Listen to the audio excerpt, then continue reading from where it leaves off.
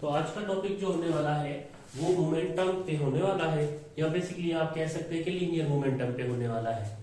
आज हम इसमें डिस्कस करेंगे इसकी मैथमेटिकल फॉर्म, मोमेंटम होता क्या है और इनके रिलेशनशिप्स के, इनके एमसीक्यूज कैसे बनते हैं। मेडिकल और इंजीनियरिंग में इसके एमसीक्यूज किस तरह से पूछे जाते हैं, खास करके न्यूमेरिकल्स में इशू आ रहा होता है मेडिकल के स्टूडेंट्स को, क्योंकि उनकी मैथ वीक होती है।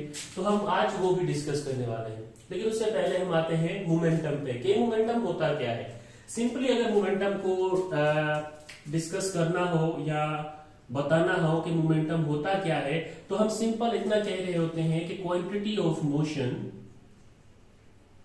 Quantity of motion is called momentum। ठीक है, क्वांटिटी ऑफ मोशन को आप मोमेंटम कह रहे होते हैं। इसका मतलब ये हुआ कि कोई भी बॉडी अगर मूव कर रही है, मोशन में है, तो उसमें कौन सी चीज होगी, मोमेंटम होगा। ठीक है, अब मोमेंटम किस पे डिपेंड करता है ना, क्वांटिटी ऑफ मोशन जो है वो किस पे डिपेंड कर रही होती है। तो उसकी एक और डेफिनेशन शायद आपने अपनी किसी भी बुक में पढ़ी हो फिजिक्स की, या फिर आपने छोटी क्लासों से ही पढ़ा हो कि the product of mass and velocity is called momentum. ठीक है, इसका मतलब ये हुआ कि जो प्रोडक्ट मिलेगा हमें मास का और वेलोसिटी का, वो मोमेंटम कहलाएगा। ठीक है, the product of mass and velocity is called momentum. अब देखिए, मैंने यहां पे बात की थी कि मोमेंटम डिपेंड किस पे करेगा। ठीक है, डिपेंड्स ऑन, तो आपको मैं बता दूं, यहां पे देखिए मास और वेलोसिटी दोनों आ गए हैं। तो हम यहां पे ये बात करेंगे डिपेंड्स ऑन। देखिए एक छोटे एग्जांपल से इसको समझने की कोशिश करते हैं। लेट सपोज आप एक इंक्लाइन प्लेन पे हैं, या फिर आप किसी रोड पे खड़े हुए हैं। ठीक, आप कार में ट्रेवल कर रहे थे, आपकी कार खराब होती है, उसमें 3 मर्द बैठे हुए थे, एक खातून बैठी हुई थी। तो गाड़ी अचानक से खराब होती है। अब 1 किलोमीटर पे कोई पेट्रोल पंप है। ठीक है, अब आपने वहां तक पहुंचानी है गाड़ी, और वहां पे गैराज भी है कि जो भी खराबी हुई वहां पे दिखाना है। तो अब क्या करेंगे, वो 3 मर्द उतरेंगे और उस गाड़ी को धक्का लगाना शुरू करेंगे। चले, गाड़ी का मास कम होता है, आप इजीली धक्का लगा सकते हैं। अब इमेजिन कर ले वो गाड़ी मेहराब है। ठीक है, तो आप इजीली धक्का लगा के उस पेट्रोल पंप तक जैसे तैसे करके पहुंच गए। लेकिन अगर आप एक ट्रक में मूव कर रहे होते तो आपकी फोर्स ज्यादा लगती है ना, आप उसको शायद 3 लोग तो उसको मूव ही ना कर पाते। अब इसमें वेलोसिटी को ऐड करते हैं। ठीक है, ये तो मैंने मास की बात कर दी, एक कार का मास और एक ट्रक का मास में फर्क है, तो धक्का लगाने में भी फर्क होगा। ट्रक को आप इजीली मूव नहीं कर सकते, लेकिन आप गाड़ी को इजीली मूव कर सकते हैं, यानी कि उसका मास कम है। अब आते हैं हम उसमें वेलोसिटी ऐड करते हैं। अगर किसी इंक्लाइन प्लेन पे, लेट सपोज इस तरह से इंक्लाइन प्लेन हो, और आप कहीं इधर खड़े हुए हैं, और यहां से एक ट्रक, ये ट्रक का मास समझ लें, इसको मैं टी कह देता हूं, आपकी तरफ आए, क्या आप इसको रोक सकते हैं? नहीं रोक सकते ना। इसका मतलब भी क्या है, इसका मास ज्यादा है। और अगर ये कुछ ना कुछ वेलोसिटी से आए, यानी कि 200 मीटर पर सेकंड से मूव करता हुआ आपकी तरफ आए, तो भी क्या होगा, आप नहीं रोक सकते इसको। लेकिन हाँ, अगर वहीं पे एक साइकिल आ रही होती, ठीक है, जिसका मास समथिंग कुछ भी हो, और उसकी वेलोसिटी भी क्या होती, कम होती, लेट सपोज उसकी 2 मीटर पर सेकंड वेलोसिटी होती। ठीक, तो आप इस साइकिल को आराम से रोक सकते थे। क्यों? क्योंकि इसका मास भी कम है और वेलोसिटी भी कम है। यहाँ पे मास भी ज्यादा है, वेलोसिटी भी ज्यादा है, तो दिक्कत कहाँ आ रही है? दिक्कत यहाँ आ रही है कि जो डिपेंड करेगा मोमेंटम वो मास और वेलोसिटी पे करेगा। ठीक है, एक पॉइंट ये आपने याद रखना है। क्या होगा वो? Depends on, momentum is depends on, पहला आपने ये याद रखना है कि मास ऑफ द बॉडी। पहले आप ये देखेंगे कि उस बॉडी का मास कितना है। अगर तो मास ज्यादा है आपको रोकने में दिक्कत होगी। ठीक है, यानी कि ट्रक अगर आपकी तरफ आ रहा हो तो आप उसको जितनी फोर्स लगाएंगे, उसको एक रेस ट्रक को धक्का लगाएंगे चलाने के लिए, उतनी ही ज्यादा फोर्स आपकी लगनी चाहिए उसको रोकने के लिए। तो मास ऑफ बॉडी पे डिपेंड करता है मोमेंटम। सेकेंड पॉइंट पे आपने ये देखा कि वो वेलोसिटी पे भी डिपेंड कर रहा है। ठीक है, किस पे? वेलोसिटी पे भी, velocity of the body, velocity पे भी डिपेंड कर रहा है और मास पे भी डिपेंड कर रहा है।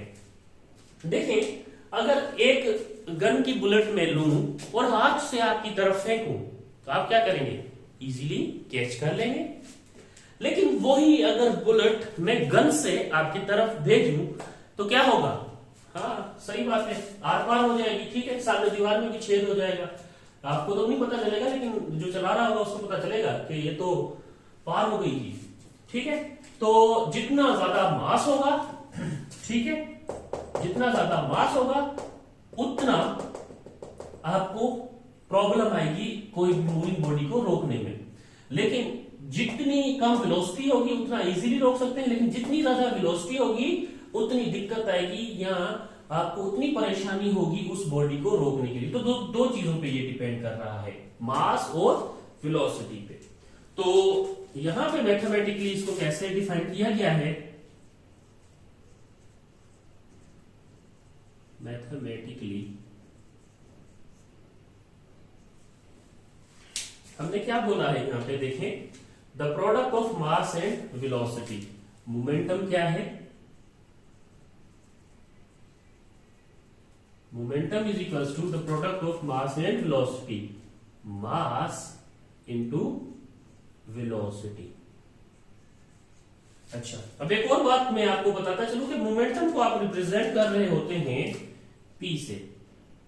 ठीक है, ये मोमेंटम जो है उसको आप रिप्रेजेंट करते हैं P से और मास इनटू वेलोसिटी। तो मोमेंटम जो होता है वो P is equals to mv होता है। ठीक, यहां पे देखें, मोमेंटम का रिलेशन आ गया, जितना ज्यादा मास होगा उतना ज्यादा मोमेंटम होगा, जितनी ज्यादा वेलोसिटी होगी उतना ज्यादा मोमेंटम होगा। क्यों? क्योंकि डायरेक्टली प्रोपोर्शनल है एक दूसरे के साथ। ठीक है, अच्छा, अगर मैं कहूं कि मेरे पास इस मोमेंटम का क्या यूनिट बनना चाहिए, ठीक है, अब जाहिर सी बात है मैथमेटिकली एक टर्म मुझे गिवन है तो इसका कुछ ना कुछ यूनिट होना चाहिए और होगा। ठीक, अब देखें, P is equal to mv। m stand for mass, यहां पे मैं आपके लिए लिख लेता हूं, m stand for mass and v stand for velocity. अब हम पिछले लेक्चर्स में इनकी यूनिट भी देख चुके हैं। ठीक है, मास एंड वेलोसिटी। अब हम इनका यूनिट देख लेते हैं। तो यूनिट यहां पे लिख लेता हूं, the SI unit of P, यानी कि मोमेंटम। ठीक है, ये मैं पूरा नहीं लिख रहा, SI unit of P।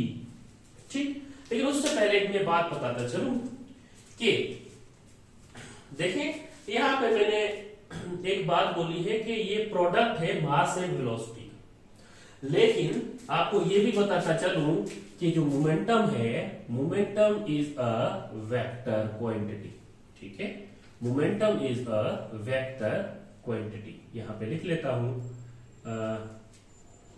Momentum is a vector quantity. Momentum जो है वो एक वेक्टर क्वांटिटी है, इस वजह से यहां पे मैंने एरो दिया था। तो ये यहां पे मैंने शायद आपको बताना पहले भूल गया कि ये मोमेंटम जो है वो वेक्टर क्वांटिटी होती है। तो अब आप यहां से नोट कर लीजिएगा कि मोमेंटम जो है वो वेक्टर क्वांटिटी है। ठीक, अब ऐसा यूनिट पे आते हैं, मोमेंटम के ऐसा यूनिट पे। तो देखें मोमेंटम का ऐसा यूनिट क्या होगा। अब आपकी बुक में कुछ कन्वर्जन भी दी हुई है, उसको भी हम डिस्कस करेंगे। पहले मोमेंटम का ऐसा यूनिट देख लेते हैं हम। ठीक है, मोमेंटम हमारे पास है P is equals to mv। ठीक, और m स्टैंड फॉर मास यानी कि किलोग्राम, v यानी कि वेलोसिटी का यूनिट क्या है, मीटर पर सेकेंड। तो मोमेंटम का जो यूनिट होगा वो P is equals to kilogram into metre per second होगा। लेकिन आपकी बुक में एक कन्वर्जन दी गई है। क्या किया है, इसी को यानी कि किलोग्राम मीटर पर सेकंड को, किलोग्राम मीटर पर सेकंड को सेकंड से मल्टीप्लाई, सेकंड से डिवाइड किया गया है। इसमें परेशान होने वाली कोई जरूरत नहीं है, ये हम टर्म आगे डिस्कस करने वाले हैं। लेकिन यहाँ पे मुझे यूनिट इसका निकालना है, तो यहीं पे निकाल देता हूँ। वहां पे आपको बताऊंगा कि ये कैसे आया था, और आपको तब पता लगेगा कि जी हाँ सर ये तो बहुत ही इजी था, हमने थोड़ा समझने में इसको देर कर दी। तो अब क्या करेंगे हम, यहाँ पे किलोग्राम मीटर पर सेकंड है, हमने मल्टीप्लाई और डिवाइड सेकंड से किया है इसको। ठीक है, यहाँ पे आपको लिखना है तो लिख दे multiply and dividing by S. ठीक है, यानी कि सेकंड। तो देखिए अब ये s ऊपर मल्टीप्लाई होगा, ये s इस नीचे मल्टीप्लाई हो जाएगा। तो यहां से क्या बन जाएगा आपके पास, ये हो जाएगा किलोग्राम मीटर पर, ये सेकंड इससे मल्टीप्लाई होगा तो सेकंड स्क्वायर इनटू ये सेकंड। ठीक, इस तरह से। अब ये देखें किलोग्राम मीटर पर सेकंड स्क्वायर। आपको याद आएगा कि हमने थर्ड चैप्टर के स्टार्टिंग में फोर्स के बारे में पढ़ा था और उसका यूनिट पढ़ा था। क्या था, किलोग्राम मीटर पर सेकंड स्क्वायर। यानी कि ये किसके इक्वल होगा, फोर्स का यूनिट क्या होता है, न्यूटन। तो जी यहां पे ये न्यूटन के इक्वल हुआ, और ये सेकंड यहां पे इसके साथ मल्टीप्लाई हुआ। तो मोमेंटम का जो यूनिट है वो न्यूटन इंटू सेकेंड भी होता है। ठीक है बच्चों, ये न्यूटन इंटू सेकेंड भी आपने याद रखना है। ठीक, ये मैं आपको बताऊंगा कि कैसे। ठीक है, अच्छा इससे पहले अब ये न्यूटन की बात आ गई है, जाहिर सी बात है न्यूटन की बात आ गई है, तो हम अब इसको थोड़ा सा डिस्कस कर लेते हैं कि सब कैसे पॉसिबल, कैसे हुआ ये, हम क्यों कर रहे हैं ये। ठीक है, इसका जवाब आपको यहां पे जरूर मिलेगा। चले यह ये रिमूव कर देते हैं हम, आपने नोट कर लिया होगा। चले अब आते हैं हम momentum in term of Newton second law. पहले इसको डिस्कस कर लेते हैं हम, momentum in term of Newton second law. ठीक, पहले इसको हम डिस्कस कर लेते हैं। चलें यहीं पे लिख लेता हूं, momentum in term of Newton's second law. ठीक, अब मुझे ये नहीं चाहिए, ये मैंने आपको बता दी, आपने ये पॉइंट नोट भी कर लिया होगा कि मोमेंटम जो है वो आपके पास वेक्टर क्वांटिटी है। अब आते हैं momentum in term of Newton second law. जब आप ये देखेंगे ना, तब आपके आधे से ज्यादा मसाइल हल हो जाएंगे। क्यों, क्योंकि मोमेंटम के क्वेश्चन कुछ यहाँ से बनते हैं, तो बच्चे कह रहे होते हैं हमने तो इतना ही पढ़ा है, मास और वेलोसिटी को मोमेंटम कहते हैं, उसका यूनिट ये होता है, ये इतने सारे कॉन्सेप्ट कहाँ से आ रहे हैं। लेकिन इससे पहले मैंने जो कहा है कि ये डिपेंड किस पे करती है, मास पे भी करती है और वेलोसिटी से भी करती है। जितना बड़ा मास होगा उतनी आपको ज्यादा दिक्कत होगी उसको रोकने में, जितनी ज्यादा वेलोसिटी होगी उतनी ज्यादा दिक्कत होगी आपको उसको रोकने में। लेकिन जितना मास छोटा होगा उतनी ज्यादा आसानी से आप रोक सकते हैं, जितनी वेलोसिटी कम होगी उतनी आसानी से आप उस बॉडी को रोक सकते हैं। ये बातें भी याद रखनी है, ये थ्योरेटिकल क्वेश्चन आते हैं। लेकिन अब आते हैं हम momentum in term of second law of motion. तो देखें सेकंड लॉ में क्या पढ़ा था हमने, F equal to M A होता है। जी हाँ सर, ये तो हमने पढ़ा था, लेकिन करना क्या है। ठीक है, क्या करना है, इसका गाजर का हलवा बनाना है, ठीक है, या मेथी के पराठे बनाने हैं, क्या करना है, तो हम वही करने लगे हैं। आपको पता है एक्सेलरेशन क्या होता है, vf minus V I over T होता है। याद आया कुछ? याद आया या याद दिलाऊं? बता दें, याद आया या याद दिलाऊं? नहीं आया होगा, चले, अगर किसी को नहीं आया तो मैं बता दूं, आपने एक इक्वेशन पढ़ी थी, यहां पे लिखता हूं vf is equals to V I plus A T. अब याद आया? जी हाँ सर, अब याद आया। चले, यहां से मुझे a चाहिए, यहां से वी आई को मैं उस तरफ लेके जाऊंगा तो प्लस का है, यहाँ पे माइनस का हो जाएगा, और ये टी मल्टीप्लाई हो रहा है, यहाँ पे डिवाइड हो जाएगा, a अकेला हो जाएगा। अब a अकेला हो गया है तो अब क्या समझेंगे हम, इसका मतलब ये हुआ कि सब छोड़ के या तो फिर ए के ससुराल में चले गए हैं, ठीक है, जो उनके साथ रहते थे, या फिर ये हुआ है कि सब इसको अकेला छोड़ गए, ठीक है। चले, अब ए की वैल्यू में यहां पे पुट करूंगा इसमें, ठीक, इस ए की वैल्यू में यहां पे पुट करूंगा इस ए में, तो यहां पे मैंने ब्लू मार्कर से लिखा है, तो यहां पे रेड मार्कर का यूज करके उसको ब्लू से लिख लूंगा। f is equals to m, अब a की जगह पे मैं वो वैल्यूज पुट कर लूंगा m, अब a की जगह पे मैं ये वैल्यूज ब्लू से लिखी हुई थी, तो ये vf minus vi over t, ठीक, अच्छा जी, ये इस तरह से। अब क्या करेंगे आप, ये मास है ना, क्या हो रहा है, मल्टीप्लाई हो रहा है, मल्टीप्लाई कर दे तो आपके पास क्या हो जाएगा जी, जी आपके पास हो जाएगा ये f is equals to m V F minus m V I over t।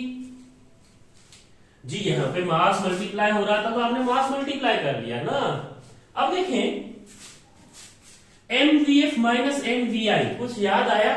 आप जब डेल्टा v लिखते थे तो क्या करते थे, vf minus vi, delta d लिखते थे तो क्या करते थे, df माइनस di, याद आया या नहीं? यानी कि ये change in velocity, change in distance है, डिस्प्लेसमेंट।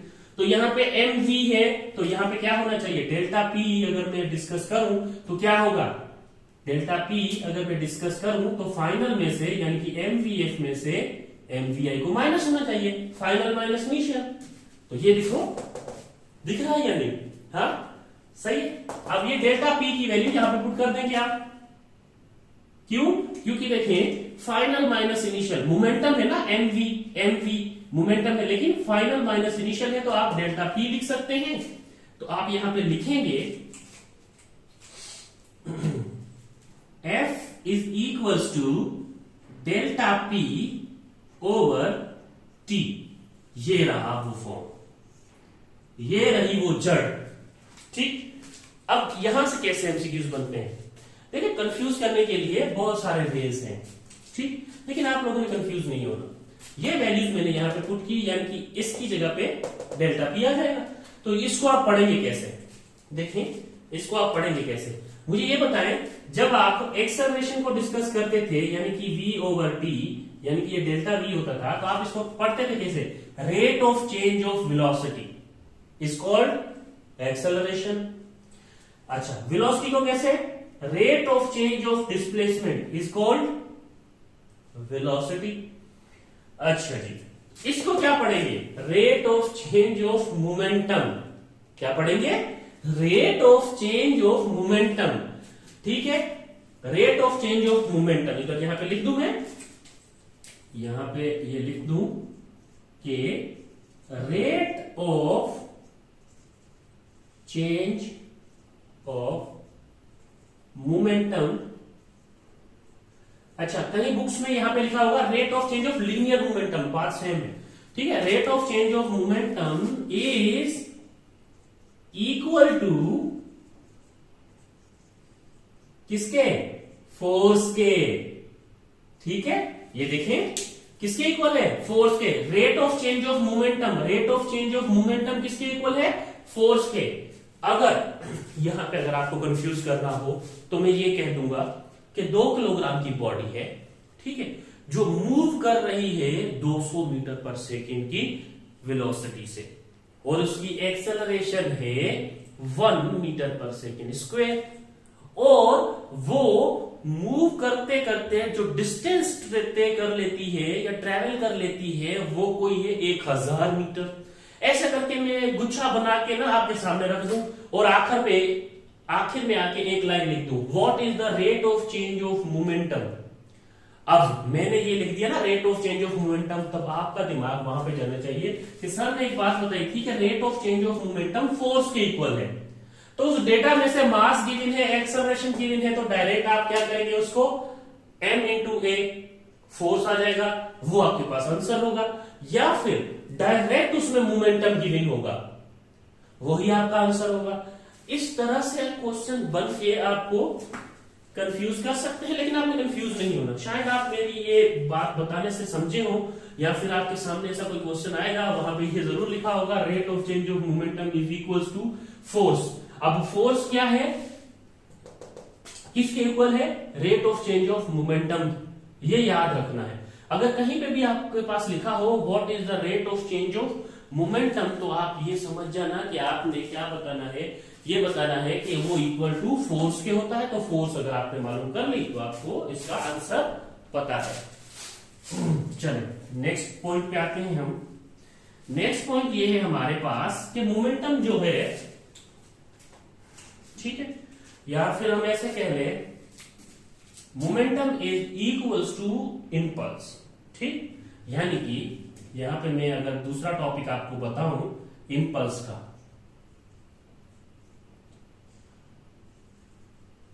इंपल्स। अब इंपल्स होता क्या है, इंपल्स क्या होता है, द प्रोडक्ट ऑफ द, यहां पे लिख लूं mathematics, the product of force and time is called impulse. जो प्रोडक्ट होता है फोर्स एंड टाइम का वो आपके पास इंपल्स होता है, ठीक है। अब देखिए मैंने क्या कहा, इंपल्स इक्वल होता है मोमेंटम के। यहां से देखिए, अब ये डेल्टा पी है, ये टी यहां पे डिवाइड हो रहा है, एफ के साथ क्या होगा, मल्टीप्लाई होगा। तो इंपल्स इज इक्वल्स टू, यानी कि डेल्टा पी यहां पे बचेगा अकेला, यहां पे टी डिवाइड हो रहा है, यहां जाके मल्टीप्लाई होगा, तो क्या हो जाएगा एफ इंटू टी। ये हो गया इंपल्स। मैंने क्या कहा, चेंज इन मोमेंटम जो है वो इक्वल होता है इंपल्स के। कहीं बुक्स में इसको आई से रिप्रेजेंट किया है, ठीक है, और कहीं बुक में इसको डेल्टा पी से भी रिप्रेजेंट किया है। ये इंपल्स होता है। जो प्रोडक्ट आपको फोर्स और टाइम से मिल रहा है वो इंपल्स कहलाता है। अच्छा, अब हम वहां पे पहुंच गए हैं। कहां पे पहुंच गए हैं, वहां पे पहुंचे हैं जहां पे हमने कहा था कि मैं आगे चल के आपको बताऊंगा न्यूटन सेकेंड कैसा है इसका यूनिट। तो देखिए डेल्टा पी जो है क्या है, ये भी तो मोमेंटम है, rate of change of momentum is equal to force.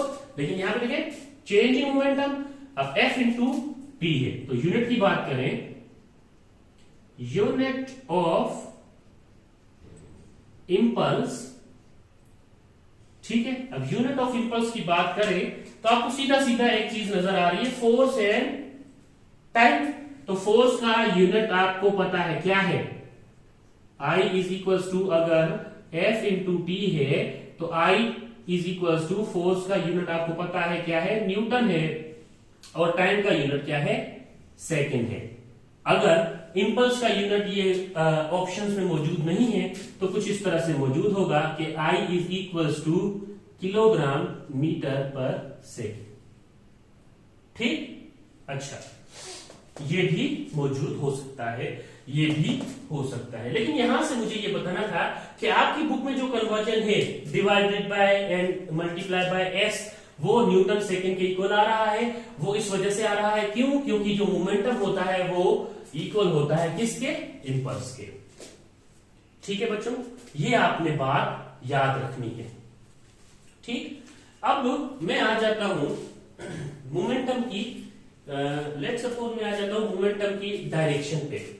यानी कि आपके पास एक, लेट सपोज यहीं पे मैं डिस्कस कर रहा हूं अगर इस बात को देखें, कोई भी बॉडी, लेट सपोज ये बॉडी है, अगर ये टूवर्ड्स द राइट मूव कर रही है किसी भी वेलोसिटी v के साथ, तो अगर मैं पूछूं कि मोमेंटम का डायरेक्शन किस तरफ होगा, तो जिस तरफ वेलोसिटी की डायरेक्शन होगी उसी तरफ किसका डायरेक्शन होगा जी, मोमेंटम का डायरेक्शन होगा।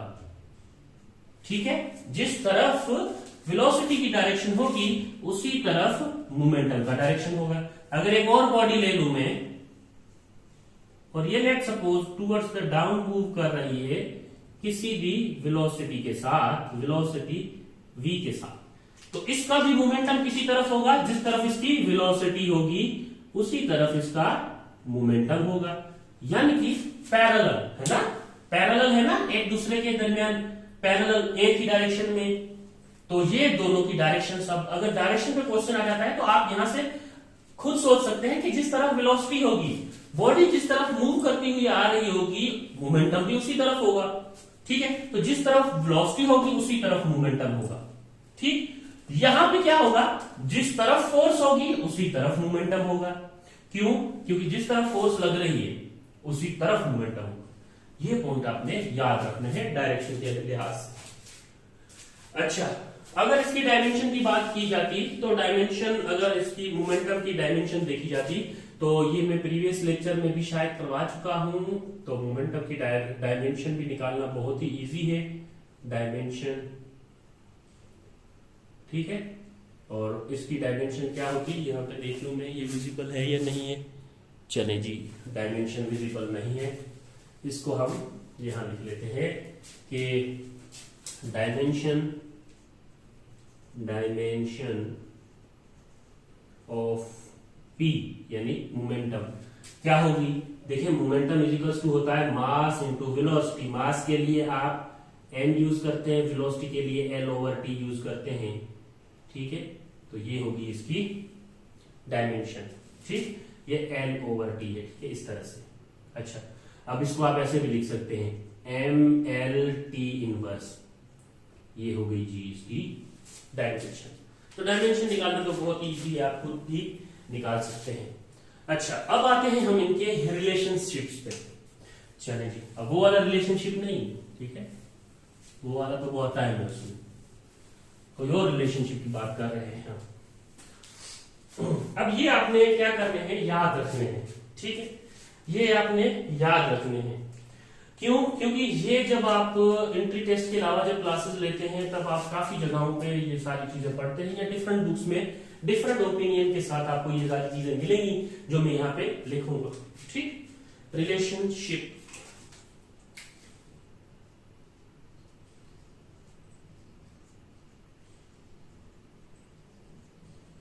रिलेशनशिप। अब मोमेंटम का टॉपिक है तो जाहिर सी बात है हम उसके लिहाज से ही बात कर रहे होंगे, हाँ, लेकिन यहाँ पे रिलेशनशिप मुझे वर्ड अच्छा लगता है इसलिए मैं सिर्फ रिलेशनशिप ही लिखूंगा। ठीक है, आपको एक बात बता दूं, पहले पॉइंट पे आपने ये याद रखना है कि मोमेंटम का स्क्वायर, मोमेंटम 1 का स्क्वायर, मोमेंटम 2 का स्क्वायर इक्वल टू होगा kinetic energy 1 divided by kinetic energy 2 के। ठीक है बच्चों, ये पहला जो आपने रिलेशनशिप याद रखना है वो ये याद रखना है कि P1 square over P2 square equals to kinetic energy 1 by kinetic energy 2। ये पॉइंट आपने याद रखना है। अगर in the form of mass की बात की जाएगी तो वहां पर डिफरेंट ओपिनियन के साथ डिफरेंट रिलेशनशिप बनते हैं, लेकिन आपके लेवल तक ये होता है। एक इस तरह का क्वेश्चन होगा, आप क्या कर देगा, काइनेटिक एनर्जी 1 दे देगा, मोमेंटम 1 दे देगा, मोमेंटम 2 भी दे देगा, काइनेटिक एनर्जी 2 पूछ सकता है, काइनेटिक एनर्जी 1 पूछ सकता है, मोमेंटम 2 पूछ सकता है, कुछ भी हो सकता है। यहां से अगर स्क्वायर खत्म करेंगे तो यहां दोनों पे क्या हो जाएगा जी, अंडर रूट लग जाएगा। चलिए, ये आपको अच्छे तरह से पता है कि स्क्वायर खत्म करेंगे यहाँ पे पूरे पे अंडर रूट लग जाएगा, आपकी मर्जी के हिसाब से। अगर आपने रेशो मालूम करना है किस किस का जी, मोमेंटम 1 और मोमेंटम 2 का, तो भी आप यहां से कर सकते हैं। ठीक, सिंपली क्या करेंगे, स्क्वायर खत्म कर देंगे, स्क्वायर सामने लग जाएगा, अंडर रूट, बस। अच्छा, अब मैं क्या करने लगा हूं, अगर तो मैं v जो है, यानी कि यहां पे देखिए हमने क्या पढ़ा था, फॉर्मूला हमने पढ़ा था P is equals to mv। ठीक है, P is equals to mv हमने जो पढ़ा था उसमें मैं क्या कर देता हूं, v को अगर कांस्टेंट ले लेता हूं, ठीक है, इफ v इज कांस्टेंट, यानी कि यहां पे अगर मैं कहूं if v is equals to constant, तो इसका भी एक रिलेशनशिप बनता है ड्यूरिंग न्यूमेरिकल्स या ड्यूरिंग क्वेश्चंस, उसका यूज होता है। और वो टर्म ये होती है कि P1 और P1 और P2 इक्वल होगा M1 ओवर M2 के। ये दूसरा टाइप है, ये भी आपने याद रखना है, दिस वन। ठीक है, अगर तो आप v को कांस्टेंट लेते हैं तो आपके पास एक रिलेशनशिप बनता है, वो रिलेशन ये होता है कि P1 ओवर P2 होता है M is equals to M1 over M2 के। ठीक है, ये भी मोमेंटम का एक रिलेशनशिप है। अच्छा, उसके बाद हम क्या कर लेते हैं, अब हम क्या लेते हैं जी काइनेटिक एनर्जी को कांस्टेंट। तो आपको एक मैं बात बता दूं कि kinetic energy in the term of momentum is equals to होती है p स्क्वेयर ओवर 2m। ठीक है, kinetic energy in the term of momentum क्या होती है, p स्क्वेयर ओवर 2m। अच्छा जी सर, अगर तो आप कर रहे हैं काइनेटिक एनर्जी को कांस्टेंट और बात कर रहे हैं मोमेंटम की रिलेशनशिप की, तो यहां पे काइनेटिक एनर्जी है, तो कोई बात नहीं, काइनेटिक एनर्जी है तो हम यहां से मोमेंटम निकालेंगे। कैसे, इस तरह से देखिए।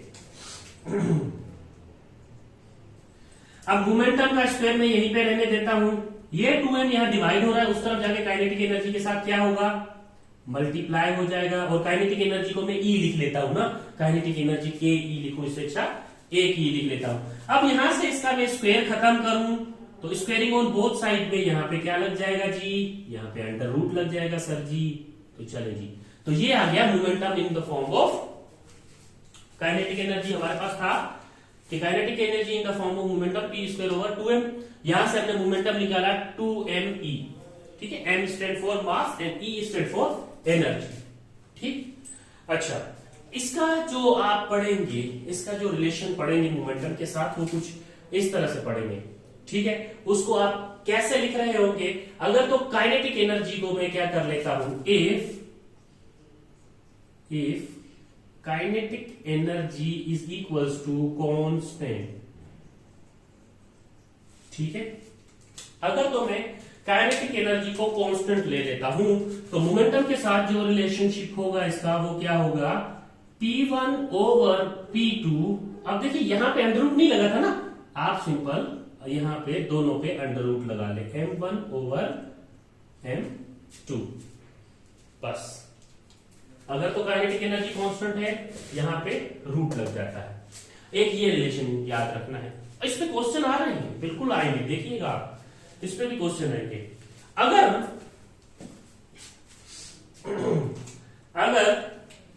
मैं क्या करूं, मैं ये कर दूं कि अगर तो इफ मोमेंटम इज कांस्टेंट, तो if p is equals to constant.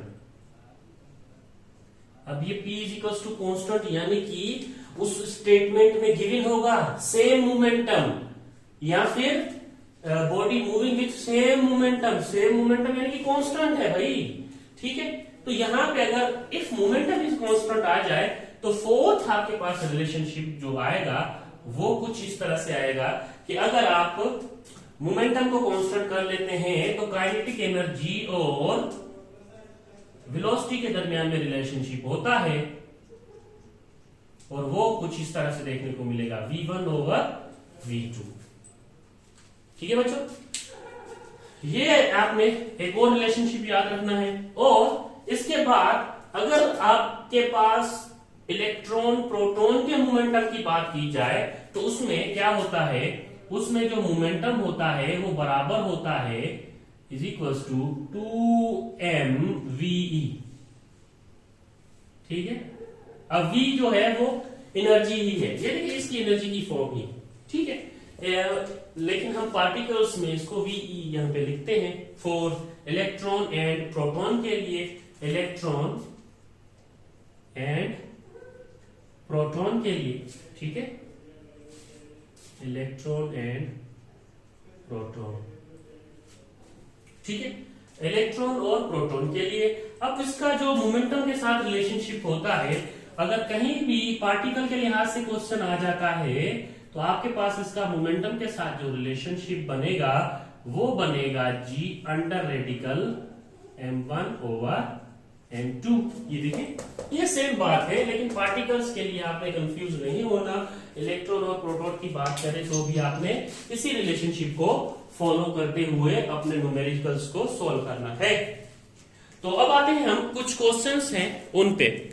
तो वो क्वेश्चंस पहले मैं क्या करता हूं, यहां पे लिख देता हूं, उसके बाद हम तरतीब से इसके सॉल्यूशन देख लेते हैं, ठीक है, कि इसका सॉल्यूशन क्या पॉसिबल होगा। और साथ में ये जब आपको फॉर्मूलाज याद होंगे तब इससे रिलेटेड क्वेश्चन वहां पे आपको मिल रहे होंगे और आप आसानी से ये कैलकुलेट कर सकते हैं क्या, ठीक है। तो अब हम इसको रेस करेंगे और हम यहाँ पे जल्दी से क्वेश्चन वो लिख लेंगे। तो हमारे पास कुछ ये क्वेश्चन है 3, पहले हम इनका सॉल्यूशन देख लेते हैं, उसके बाद फिर हम दूसरे क्वेश्चन लिखेंगे और उनका सॉल्यूशन देखेंगे। तो देखें पहले क्वेश्चन पे ये कह रहा है कि the rate of change of momentum of a body falling freely under the gravity is equal to its, option है इम्पल्स, काइनेटिक एनर्जी, पावर या वेट। अगर मैंने आपने पिछले लेक्चर देखे हैं, पिछले लेक्चर यानी कि जब हमने स्टार्टिंग की थी डायमेंशन या फिर टेंशन स्ट्रिंग में भी मैंने पॉइंट बताया हुआ है, उससे ये एमसीक्यूज भी रिलेट करता है। कैसे करता है वो देखते हैं। आपने क्या पढ़ा है, क्वेश्चन नंबर 1 का सॉल्यूशन देखते हैं। क्वेश्चन नंबर 1 का सॉल्यूशन, क्या आपने ये पढ़ा कि फोर्स जो है वो क्या है, rate of change of momentum है, यानी कि फोर्स इक्वल है किसके, rate of change of momentum किसके इक्वल है, फोर्स के इक्वल है, ठीक है। तो इसको आप इस तरह से लिख रहे होते थे।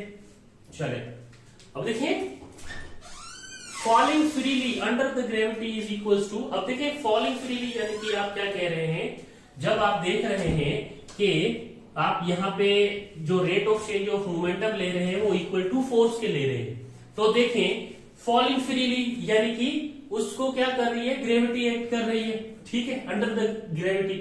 अब आप यहां पे इसको खोल लें, F को क्या लिखेंगे, F is equals to ma is equals to delta P over delta T,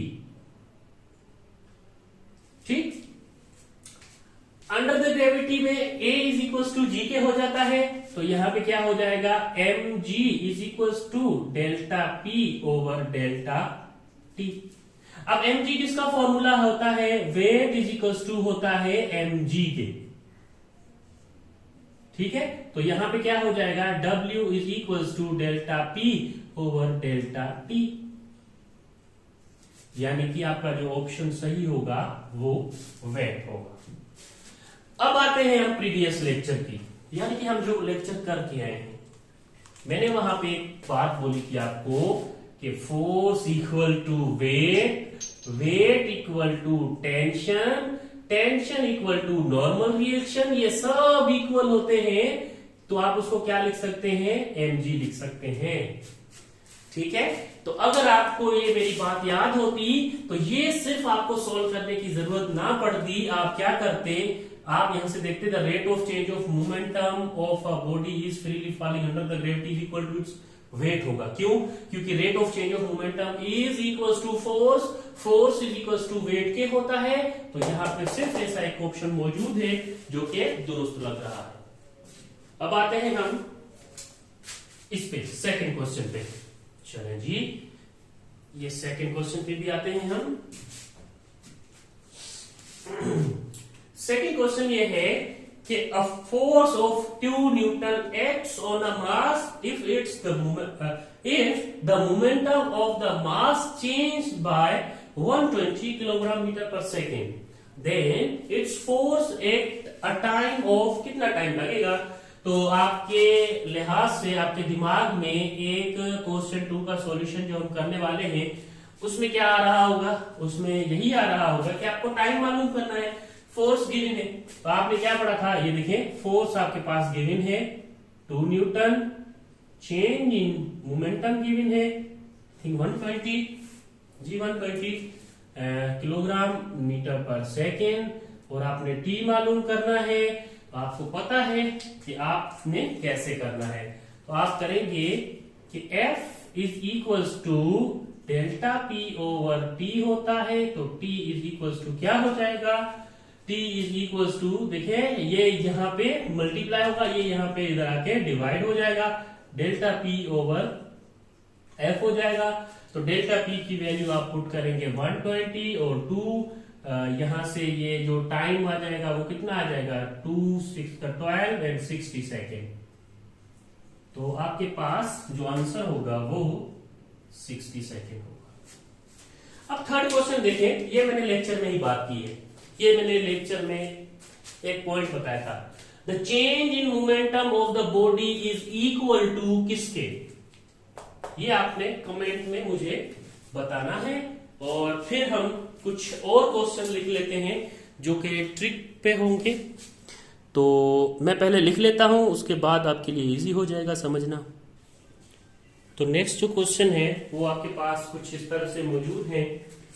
ये वो क्वेश्चंस मैं आपको करवा रहा हूं जो कि रिपीटेड है मेडिकल और इंजीनियरिंग कॉलेज के, ठीक है।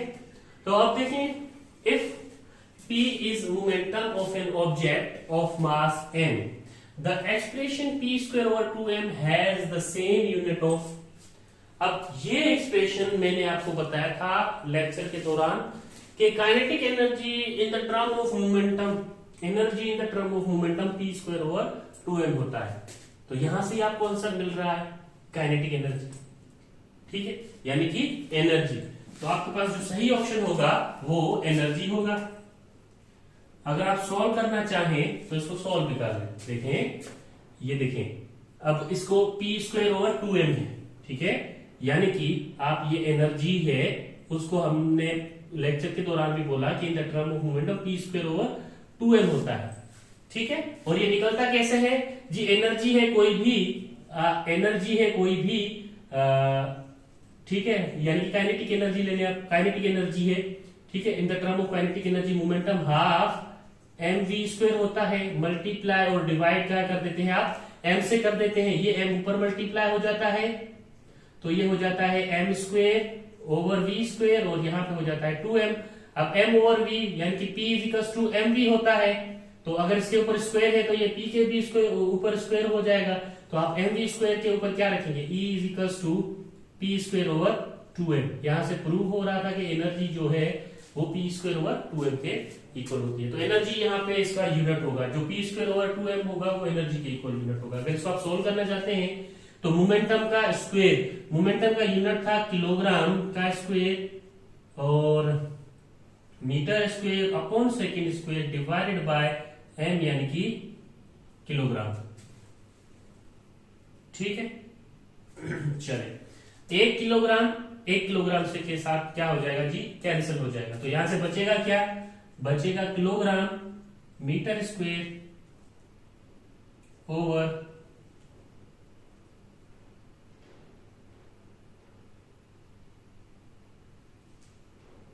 अच्छा ये इस तरह से देखें, ये एक मिस्टेक की थी, E equals to P square over 2m है। तो यहां से p स्क्वायर यानी कि किलोग्राम स्क्वायर, और यहां पे ये metre square over second square divided by आप करेंगे इस m के साथ यानी कि किलोग्राम, ठीक है। अब आप क्या करें, इनको देखें तो आप ये कर सकते हैं कि आप इसको क्या कर लिख सकते हैं, E इक्वल टू, हम पहले सही कर रहे थे, हम खामखाई उसको मिटा दिया, किलोग्राम के साथ कैंसिल हो जाएगा। तो यहाँ पे बचेगा kilogram metre square over second square, जो कि किसके इक्वल होता है, जूल के इक्वल होता है। पहले मुझे लगा कि हम यहां से गलत कर दिए हैं, एस को ही मैंने काट दिया, इसलिए मैंने मिटा दिया। तो यहां से देखिए किलोग्राम मीटर स्क्वायर पर सेकेंड स्क्वायर किसके इक्वल होता है, जूल के इक्वल होता है। तो सेम एज एनर्जी का यूनिट आ रहा है, ठीक है। तो इसी वजह से आप कह सकते हैं कि p square over 2m has same unit of energy. Impulse के तो नहीं होगा क्योंकि फोर्स इंटू सेकेंड होता है, फोर्स इंटू सेकेंड एनर्जी के इक्वल, जूल के इक्वल नहीं आता। क्या आता है जूल के equal, newton into metre is equal to होता है जूल के इक्वल। ठीक है, तो यहां से क्या होगा, किलोग्राम मीटर पर सेकंड स्क्वायर इंटू 1 मीटर उधर ले जाए, उससे मल्टीप्लाई कर दें, तो ये पॉसिबल हो सकता है। न्यूटन मीटर यहाँ पे किसी का भी यूनिट नहीं बनता सिवाय एनर्जी। ठीक, तो ये आपने इस तरह से सॉल्व करना था। चले अब आते हैं हम क्वेश्चन नंबर 5 पे। ये तो डायरेक्ट सॉल्व हो जाता, अगर आप थोड़ा सा दिमाग लगाते तो सॉल्व करने की भी जरूरत नहीं होती। क्वेश्चन नंबर 4 इंपॉर्टेंट है। देखिए, अब वो जो रिलेशनशिप्स है उसमें से मैंने 1-2 क्वेश्चन ऐड किए हैं, अगली बार भी एक क्वेश्चन ऐड कर दूंगा तो आपको अंडरस्टैंडिंग हो जाएगी इसके बारे में कि कैसे आपने सोल्व करना है। फिलहाल मैंने एक क्वेश्चन लिया है, वो क्या किया है, 2 bodies of mass m1 and m2 moving with equal kinetic energy. 2 bodies हैं, उनका मास मैंने m1, अब किलोग्राम लूं m1 लूं, बात मतलब सेम। ठीक है, यहाँ 1m ले लिया है, 4m ले लिया है, आप यहाँ पे किलोग्राम ले लेना होगा, यूनिट लिख लेना मास का। यहाँ पे मैंने लिया है 2 bodies of mass 1m and 4m moving with equal kinetic energy. अब इक्वल काइनेटिक एनर्जी मतलब काइनेटिक एनर्जी को आप क्या कर रहे हैं, काइनेटिक एनर्जी को आप कांस्टेंट कर रहे हैं। तो मैंने जो रिलेशनशिप बताया था उसमें क्या कहा था कि अगर काइनेटिक एनर्जी को आप क्या करें, इक्वल या कांस्टेंट कर रहे होते हैं, तो आपके पास मोमेंटम की फॉर्म क्या बनती है, P1 upon P2 is equals to M1 over M2। याद आ गया? ठीक, अब आपने सिर्फ ये जो मास गिवन है ना वो इसमें पुट करने हैं, तो इनका रेशो मिल जाएगा, किसका, मोमेंटम का रेशो मिल जाएगा। चले जी, ये P1 over P2 is equals to M1 का मास हमने M इस तरह से अलग अलग भी लिख सकते हैं आप, और साथ में भी लिख सकते हैं, कोई इश्यू नहीं।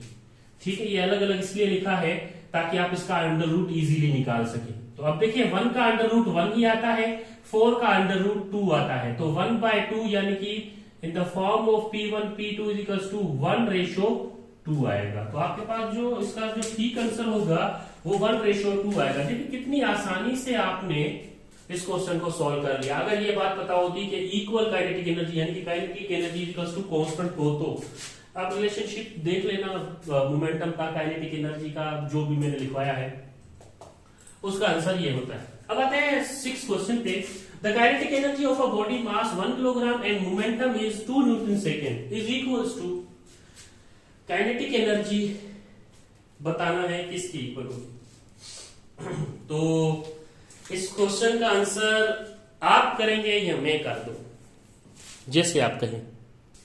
चलें सर, आपने पिछले भी क्वेश्चन में हमारे पे डाल दिया था कि कमेंट कर लेना है, तो ये क्वेश्चन तो एटलीस्ट ना डाले, तो हम ये सॉल्व कर लेते हैं। इसको कैसे सॉल्व करेंगे, देखिए इंतहाई आसान कॉन्सेप्ट है ये भी। ठीक है इसी मोमेंटम की फॉर्म का है। देखें, आपने काइनेटिक एनर्जी बतानी है क्वेश्चन नंबर 6 में, तो आपको kinetic energy in the form of momentum पता है, क्या है, P² ओवर 2m है, यही ना, kinetic energy in the form of momentum P² over 2m है। अब आपने क्या करना है, देखें ये 2m इंपल्स है ना, इंपल्स ही है ना। तो अब आपने ये करना है कि आपको पता है, आपको क्या चीज पता है, आपको ये चीज पता है कि इंपल्स जो है वो इक्वल होता है चेंज इन मोमेंटम के। ठीक, और अब हम इसमें वैल्यूज पुट कर लेते हैं जी। काइनेटिक एनर्जी, मोमेंटम यहाँ पे है न्यूटन सेकेंड, कितना, 2, तो यहाँ पे हो जाएगा जी 2 का स्क्वायर ओवर 2, और मास कितना गिवन है 1 किलोग्राम, तो ये 1, ये हो जाएगा 2 का स्क्वायर 4, 2 मल्टीप्लाई बाय 1 2, तो kinetic energy 4 divided by 2 joule के आ जाएगी। यहां से क्या आ गया जी 2 जूल, तो यहाँ पे आपका सेकेंड ऑप्शन जो है वो ठीक है, 2 जूल। तो इसको भी आप नोट करें, और अभी आपके लिए थोड़ा एडवांस क्वेश्चन लेके आ जाते हैं हम। तो अगले क्वेश्चन है वो कुछ इस तरह से होने वाले हैं। ठीक है, ये एक ग्राफ वाला क्वेश्चन है, ये एक सिंपली मैंने एक क्वेश्चन बना लिया है कॉन्सेप्ट पे, तो इसको भी देख लेते हैं हम।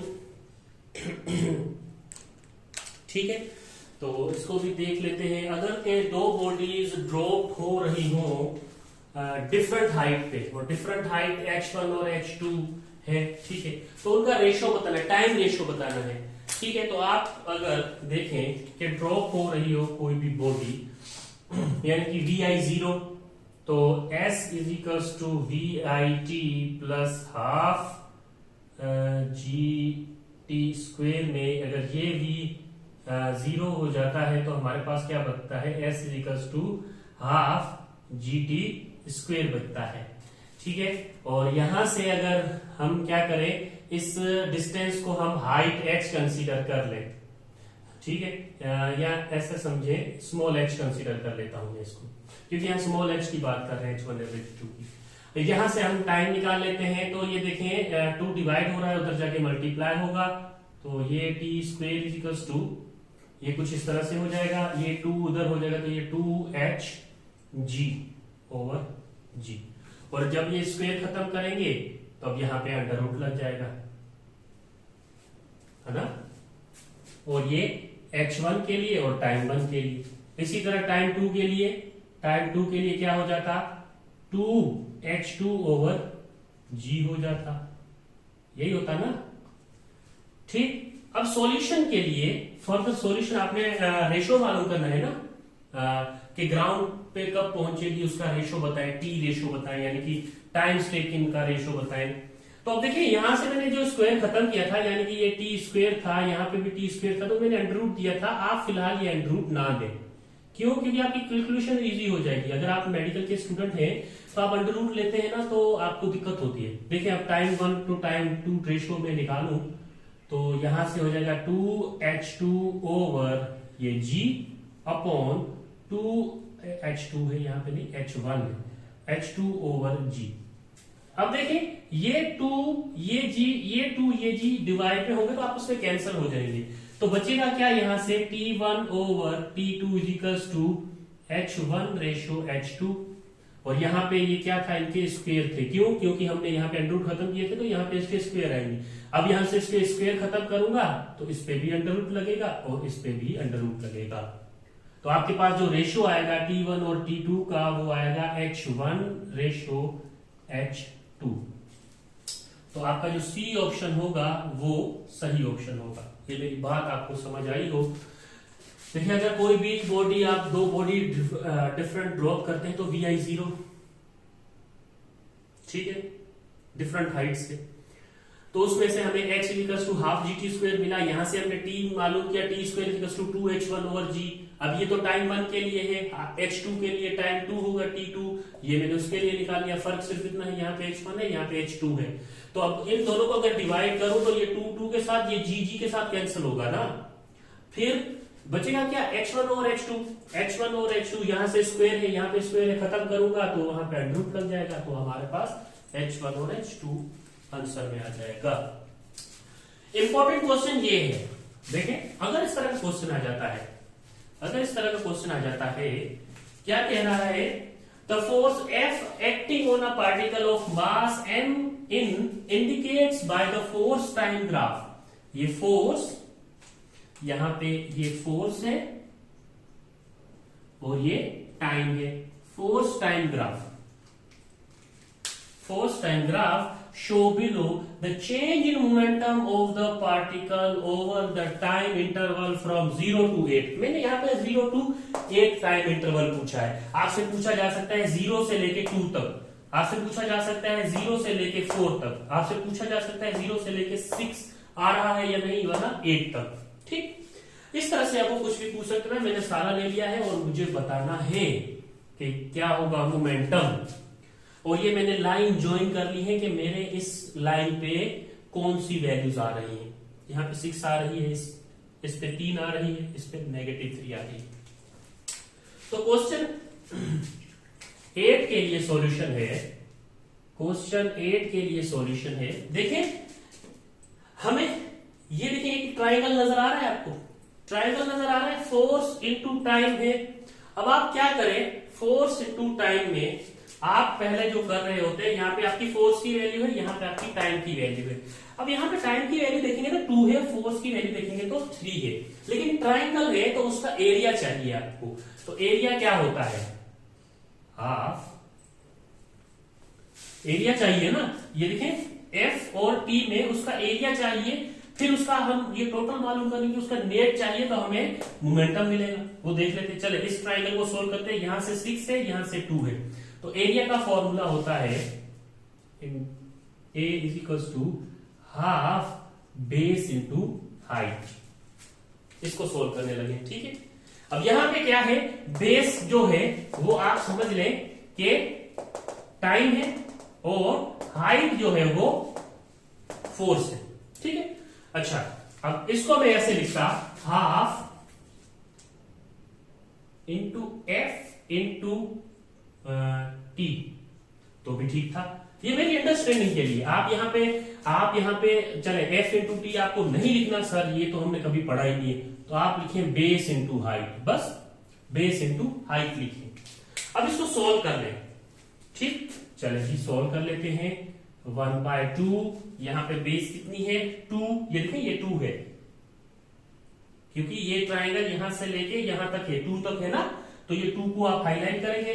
इंटू 2, हाइट कितनी है, हाइट सर 6 है, तो यहां पे इंटू 6, 2 के साथ कैंसिल हो जाएगा, यहां से 6 आ गया आपके पास। सेकंड पे आते हैं। सेकंड जो है वो -3 है, यानी कि उसका जो बेस समझे वो -3 है, तो आप यहां से a is equal to 1/2 into 3, ये देखिए नेगेटिव का इंटू, और ये नेगेटिव का 3 है f, और इसका जो सॉरी यहाँ पे f -3 है, और इसका जो टाइम है वो 4 है। ये देखें यहाँ पे ये खत्म हो रहा है, तो t 4 है और f 3 है, तो मैंने 3 पहले ही पुट कर दिया। चले बेस इसका जो है वो 4 है और f जो है इसका -3 है, तो 2 1 2 2 2 4, तो ये हो जाएगा यहां पे -3 मल्टीप्लाई बाय 2 माइनस का 6, ये मैंने नोट कर लिया। अब आते हैं हम थर्ड वाले पे, यहां से शुरू हो रहा है और 8 तक जा रहा है, और यहाँ पे क्या है 0 to 8 जाना है, हमने 0 to 8 जाना है। तो अब देखिए यहां से तो 8 है, तो 1/2 multiply by base into height, height कितनी है 3, यहां से हाइट इसकी देख ली 3 है। चलिए जी 1/2 इंटू बेस कितना है, बेस इसका 8 है और हाइट इसकी 3 है, 2 1 2 और ये 4 4 3 12, ठीक है। अब हम इसका नेट मालूम कर लेते हैं, यानी कि अब हम क्या करेंगे, हम ये करेंगे कि ये 12, ये -6 और ये +6 को ऐड कर लेंगे, तो ये देखें +6 और -6 आपस में क्या हो गए जी, कैंसल। जब प्लस करेंगे तो बचेगा क्या, 12 न्यूटन से, यहां से 12 बच गया ना। अगर इन सबको मैं ऐड करूंगा, क्योंकि मुझे 0 से लेके 8 सेकंड तक चाहिए, तो इन तीनों को मैं ऐड करूंगा जो वैल्यू मैंने निकाली है, तो 6 + -6 करूंगा तो ये आपस में कैंसिल हो जाएंगे, बचेगा क्या 12 न्यूटन से। ये रहा आपका जी ऑप्शन। बस इतने सी सॉल्यूशन करनी है आपने, कोई आपने परेशान नहीं होना। इसको आपने बेस कंसीडर करना है, इसको आपने हाइट कंसीडर करना है। यहाँ आप इसको f इंटू टी करते हैं, सिर्फ 1/2 इंटू f इंटू टी करके निकालते तो भी आपका आंसर ठीक आता। आज के लेक्चर के लिए इतने एमसीक्यूज काफी है। मैंने कुछ जो आपको फॉर्मूलाज लिखा है उसको जहन में रखें, स्टेटमेंट को गौर से पढ़ें, आप आराम से अटेम्प्ट कर लेंगे क्वेश्चन। जैसे मैंने ये एक स्टेटमेंट बनाई है ना, बहुत ही ईजी है। आपको पता होना चाहिए कि दो बॉडी डिफरेंट हाइट से अगर ड्रॉप होती है तो उसमें क्या चीज होगी, टाइम का रेशियो कैसे निकालना है। तो ये बहुत इजी कॉन्सेप्ट था, ये भी बहुत इजी कॉन्सेप्ट था, देखने में ही मुश्किल लग रहा था। तो इस तरह के क्वेश्चन पूछे जाते हैं मेडिकल में और इंजीनियरिंग में। तो काइंडली आपने अपनी ग्रिप बनानी है। ये कोई आपको बुक में छोटा टॉपिक लग रहा होगा मोमेंटम का, लेकिन देखिए अगर हमने इसको एक्सप्लेन किया, इसके रिलेशनशिप देखे, तो मोमेंटम के कितनी चीजों के साथ इसके रिलेशनशिप्स हैं, ठीक है। तो आपने तवज्जो देनी है और हर एक स्टेप अच्छे से करना है, ताकि आपकी प्रिपरेशन क्या हो जाए, अच्छी हो जाए। इंशाल्लाह मिलते हैं नेक्स्ट वीडियो में। आज के लिए इतना ही।